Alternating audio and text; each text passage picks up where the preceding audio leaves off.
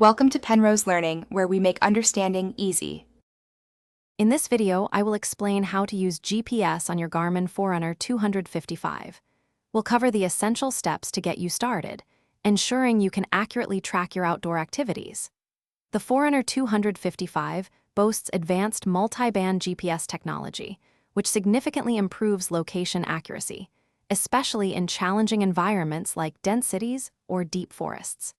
This feature is a major upgrade, providing more reliable data for your runs, rides, and hikes.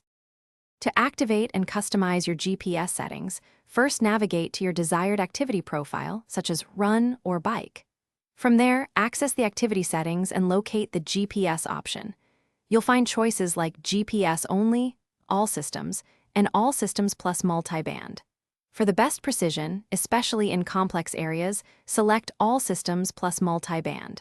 Keep in mind that this mode uses more power, potentially reducing your battery life by several hours compared to GPS only. When you're ready to begin an outdoor activity, select it from the main menu. The watch will then search for a GPS signal. It's important to wait for the GPS icon to turn green, indicating a strong lock, before you start moving. This usually takes less than 30 seconds in an open area.